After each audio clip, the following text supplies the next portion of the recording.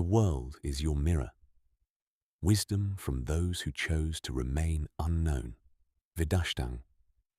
After a long silence, after a long pause, by the wish of the ultimate, these words arrive, not as the author's own, but as borrowed light from those rare ones who walked this earth in full knowing, yet chose to remain invisible.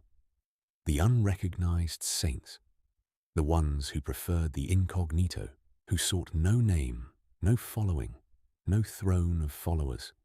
These words belong to them, the mirror, that no one recognizes. There is a truth so ancient it has been forgotten in the noise of modern seeking. This world is your reflection. Not a metaphor, not a poetic device, a literal living reality. What you see, who you meet, what loves you, and what breaks you. None of it arrives from outside. It emerges from within. The universe does not throw random events at you like a careless hand tossing stones. It is precise. It is a mirror. And the mirror never lies, even when we desperately wish it would. Your aura, that invisible but undeniable field of energy, belief, fear, love, and unresolved longing that you carry, writes the story before the story begins. You do not attract what you want. You attract what you are. Understand this line deeply first. The friend who betrays you. Look deeper. Where have you betrayed yourself? The love that feels like home. Look deeper. Where have you finally come home to yourself?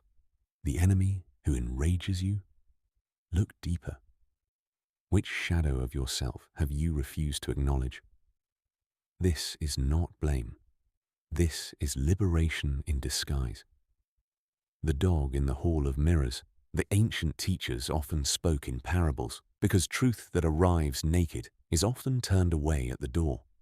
So consider this one, timeless in its simplicity, devastating in its depth. A dog wanders into the Sheesh Mahal, the palace of mirrors. In every direction, from every angle, he sees another dog staring back at him.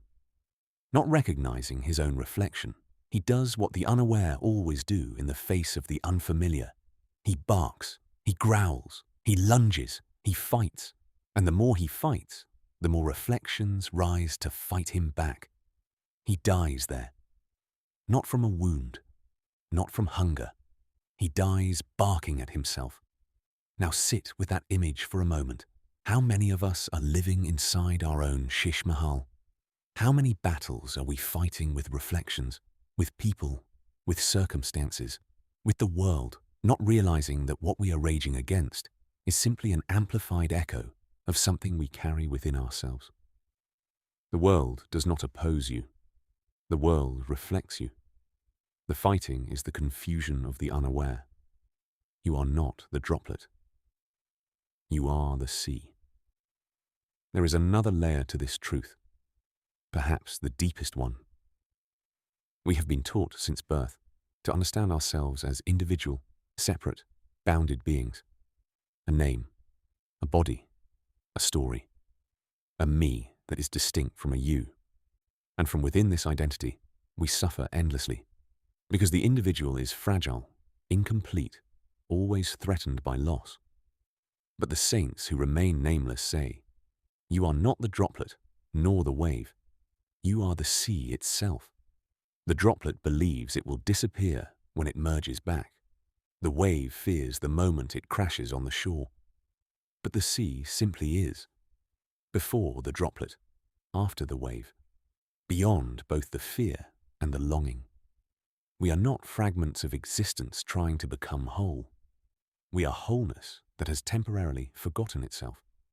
The individual identity, this I, this mine, this fierce sense of separation, is not the truth of what we are. It is a costume, a beautiful, necessary costume, perhaps, but a costume nonetheless. The moment this is experienced, not merely understood intellectually, the mirror loses its power to frighten. On the questions that will rise. Many questions will arise in the mind of the reader. Good. Questions are the beginning of seeing. But here is what the quiet ones ask of you. Do not rush to answer them yourself. Do not reach for a philosophy book, a teacher, a debate, an argument. Instead, wait, watch. Become the observer, not the judge. Sit with your questions the way you sit with a fire, not grabbing at the flame, but letting it warm you, letting it illuminate. Within a day or two of genuine observation, you will find that most of your doubts dissolve on their own. Not because someone answered them, but because the questions themselves were reflections of a confusion that stillness quietly resolves. The mirror only confuses when you are running. Stand still, and you begin to see not another face staring back, but your own. More words will come, as they are permitted to come. Until then, be the sea, not the wave. Vedashtang.